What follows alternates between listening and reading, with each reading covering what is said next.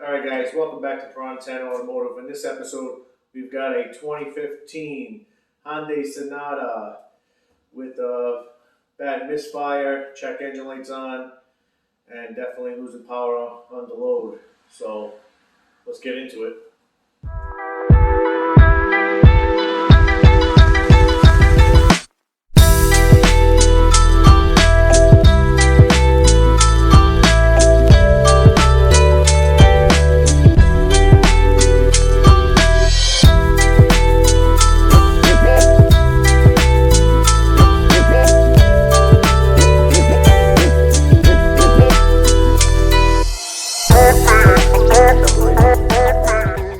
So we got all reliable here. We could go through the Hyundai port with it still on this Maxi Dash 708, but we're going to use our generic OBT2 port. If we have a problem, we can always switch over.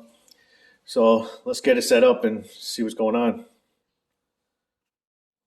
All right, so we got the key in the on position. Got the autel hooked up. Let's go into Hyundai here.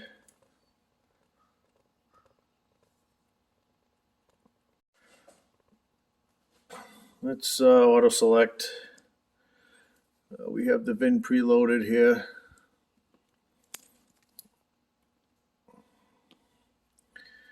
So we'll hit OK.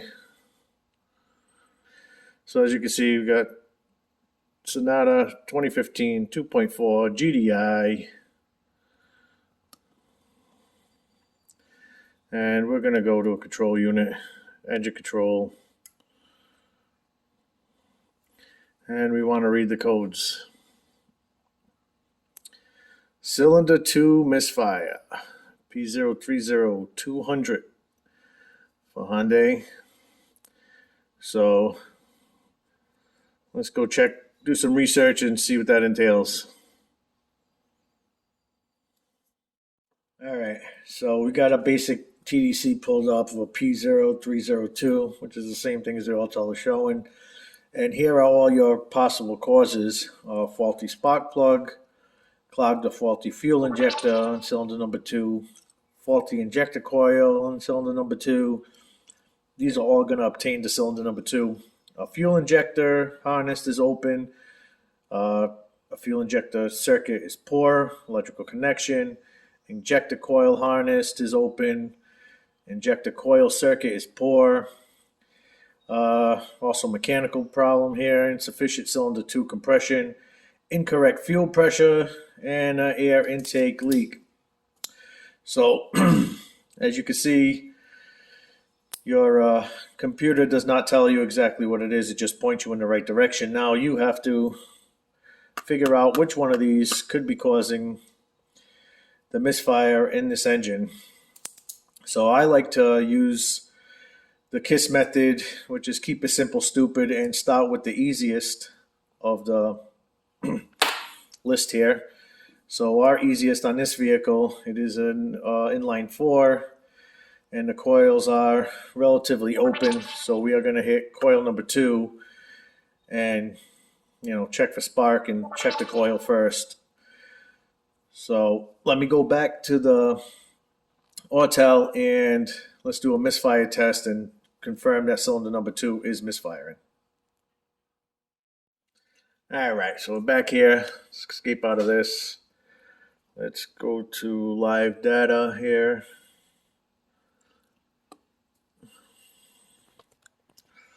Let's do a custom list. Let's try to find some misfires here.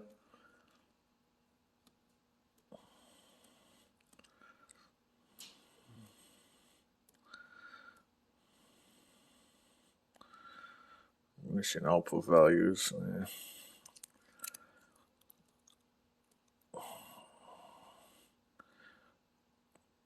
Emission relevant. Misfiring. Let's check them all. 1, 2, 2, 3, 4. We'll check the damage in 1, 2. Let's see who's damaging. So that's the thing with misfires. They damage the catalytic converter. And then you will have a big dollar problem once that gets clogged up or broken. So it's good to take care of your misfires as soon as possible. Oh, I almost hit escape. All right, let's start this vehicle and make sure number 2 is misfiring. All right, vehicle is running. You can see number 2 is misfiring. Number 4 misfired a little at startup, but that could be because of correlation. We can look at that. I'm not going to be too concerned with that at this point because number 2 is off the charts. So let's go down here to emissions, and you can see number 2 is definitely destroying the catalytic converter. So let's get under the hood and shut this car down before I die in here. And let's go check again, the easiest part is going to be the coils. Let's start there and work our way through the chart.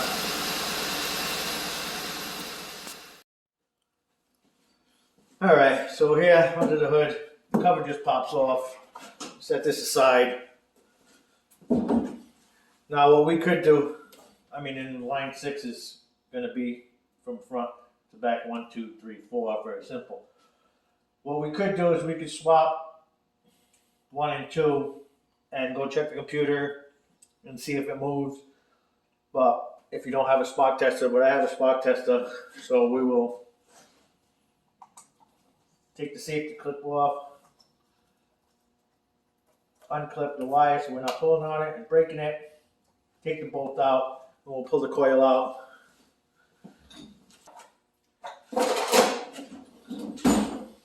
Sorry guys, just moved the toolbox here the other day, so things are still jumping around from the travel here. So let's take this bad boy off.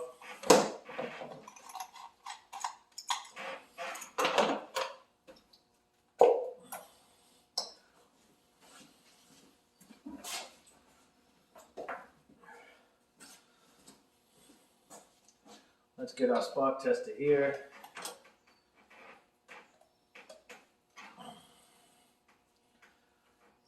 Hook it up in line here.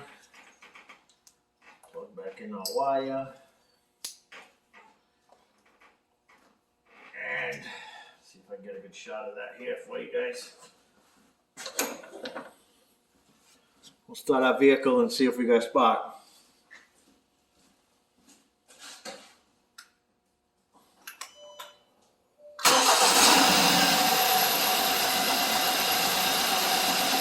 I don't know if you're gonna get a shot of that when you in here.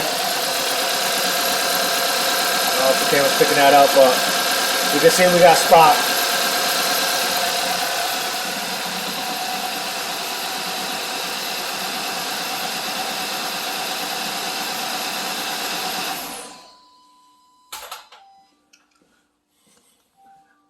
All right, so now the next thing we're gonna do,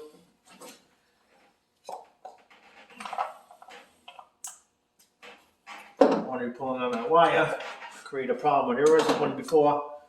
We're going to go down and make sure that the spark plug is working. So let me get this out of here and we'll take it in the next step here. Alright, so actually before I take the spark plug out, because I just want this engine to spark, I do not want it to run, I am going to locate the fuel pump fuse and the injector fuse, and I'm going to remove them. On this GDI system, the car will run for probably up to 30 seconds to 60 seconds until it completely dies of fuel, and then the fuel system will be immobilized and we can check just the spark on the spark plug safely. I don't want to have unburnt fuel going into the catalytic converter. We don't know how long they've been running with the car like that, and we don't want to add to the problem. So before I pull out the spark plug, I'm going to locate the fuses, run the car out of gas, and then I will remove the spark plug.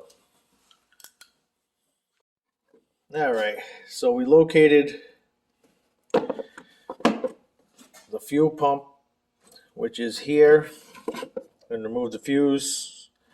I mean, you could probably get away with just doing the fuel pump, but I like to, add that extra layer of security and also remove the injectors. So now I immobilize the fuel pump and injectors, but with the GDI system, it's still fuel in the system. It's going to push the fuel in.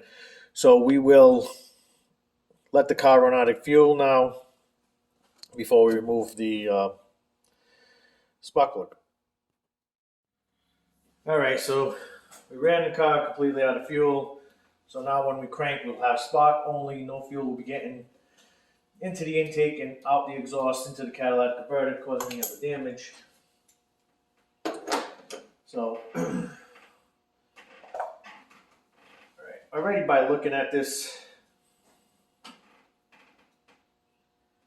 spark plug, let's see if I get a good shot here, guys.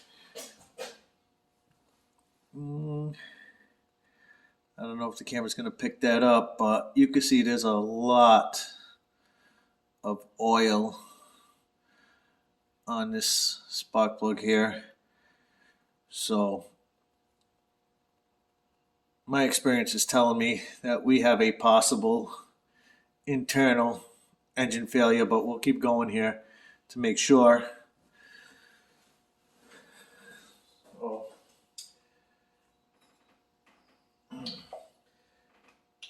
Now, spark plug back in the coil, we just need metal to ground it out.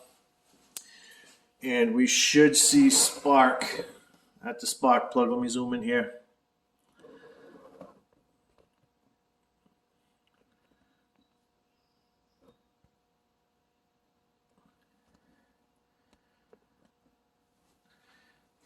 All right, let's give that a shot. All right, so we cut fuel supply, got the spark plug out of the vehicle. We're going to kill this light to hopefully get a little bit better of a view here. Crank over. I put my spark tester back on the coil to make sure the coil's firing.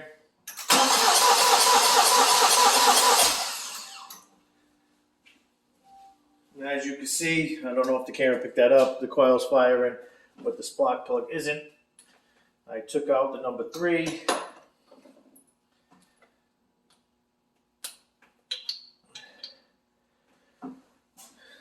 Give you an example.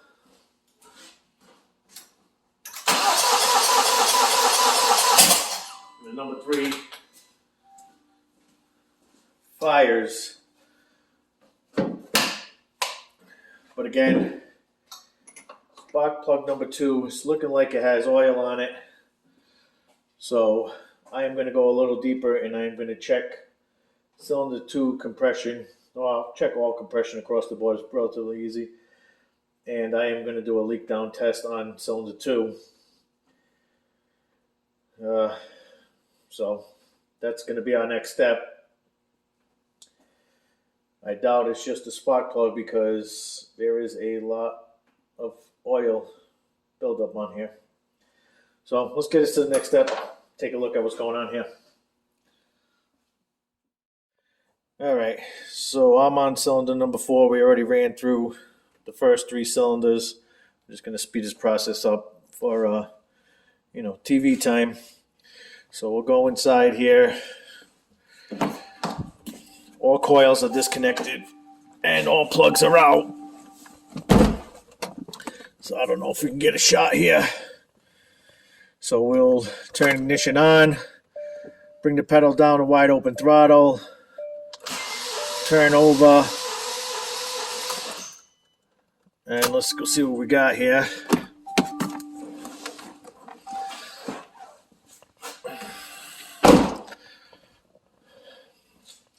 And we have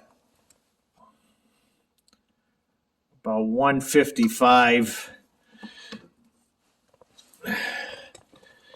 So we'll go see what our compressions are supposed to be here.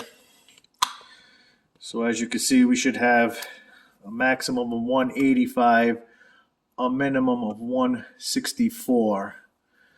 And we should be within range of 15 PSI. I wrote them all down here. So cylinder 1 is 175, cylinder 2 was 210, cylinder 3 was 160, cylinder 4 was 155, but this is on a cold. If we go to diagnostic procedure and we go up, they want us to warm up the engine to operating temperature.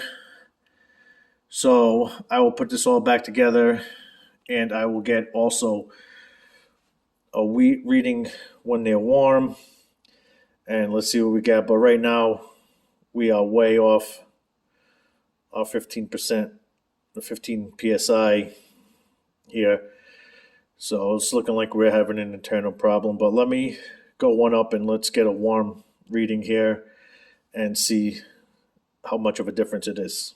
Let me put this back together while I'm with the vehicle.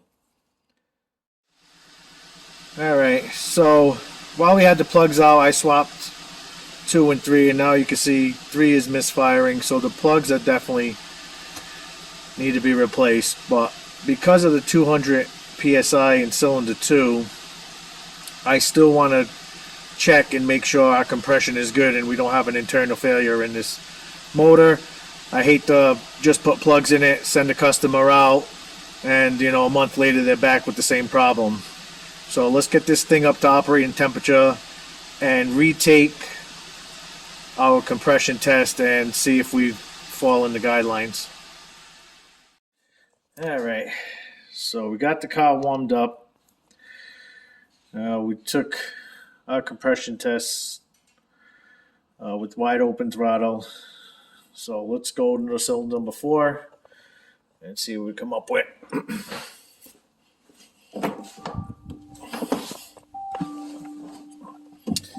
Yeah, gonna be tough to see. Wide open throttle.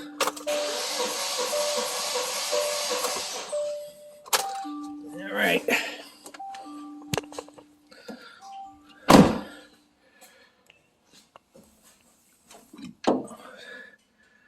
And as you can see, we're about, I say we're about 190. 185 is a good point. So, with the car at operating temperature, doing exactly what Hyundai told us to do, we are in a 115, and between 185, I think a little bit higher, 5 psi is not going to make that big of a difference. So it looks like our plugs could be just one. I mean, I don't see any warrant from the steps they took here to check compression to see. Let's see if that clears up here. Sorry, guys. Let's see if we can refocus. I don't see, I mean, I know we're a little bit crazy when we were cold, but once we got to operating temperature, our PSI is damn near perfect. We're within our 15s. We're not below 165. So I don't see a reason why we need to condemn the engine. We did find that our spark plug was not working when we switched it. So I'm going to call a spark plug, let the customer know we need an oil change and the drive belt, and see what they got from there. But just to give you an example of all the things they want us to do here. So anybody thinking that it's just, the computer tells you what to do, we have to go through all this. I mean, again, we'd have to go through all this to check all these things. So I like to keep it simple, stupid. So the easiest thing to go do first. So we're just jumping steps, really. So if I failed on my spark plug inspection or coil inspection, and that came out all right, I probably still would have did a compression test. I mean, the reason why I came to this compression test is because the spark plugs look like dog. So, but then I would have went to fuel pressure, and I would have jumped around this list until I found the problem, but luckily it was an easy one. Looks like it's just going to be a simple spark plug, so let the customer know, get the verification and get it done. And all right, so we got the okay of the customer to do the spark plugs. We're going to give this thing an oil change, and we are going to do the drive belt. On the cold compression test, what I don't like is cylinder number 2 at 210. When they're cold, they're usually a little erratic and a little on the low side. But like, cylinder number 1 was 175, cylinder number 2 was 210, cylinder number 3, 160, and cylinder number 4, 155. I mean, that's fine. I mean, the 210 is what's concerning me. So if I wanted to raise the cylinder's compression, I would add a little bit of oil to the cylinder. So with the warm test, we could see that we were at 175 on cylinder 1, 175 on cylinder 2, 190 on cylinder 3, and 190 on cylinder 4. So with these compression tests, I cannot condemn the motor. There is not conclusive evidence that this motor is going to fail. So what we're going to do here is we are going to monitor the oil consumption. So they're going to drive the car for 1,000 miles, come back in, and we'll check the oil and see if it's consuming an excessive amount of oil. And then we'll just, take that step as we come to it. But as for the misfire, the spark plug, no doubt in my mind, the spark plugs I'm going to change all 4 is going to fix the misfire. Did we find another problem? Possibly. Do we have enough evidence to condemn the motor? We do not. So we'll get the spark plugs in, get the oil change done, recheck our codes, and see what we're going on. So let's go. Let's finish this car.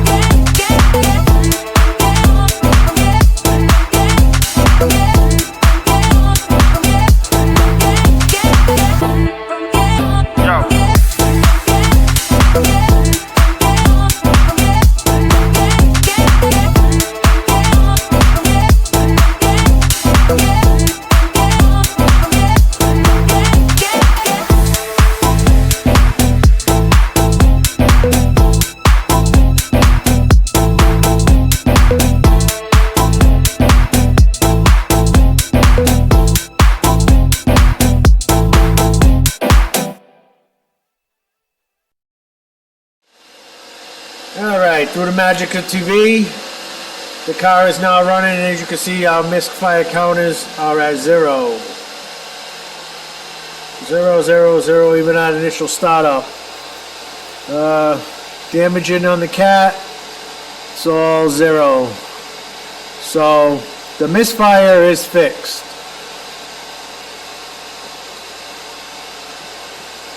Go back up.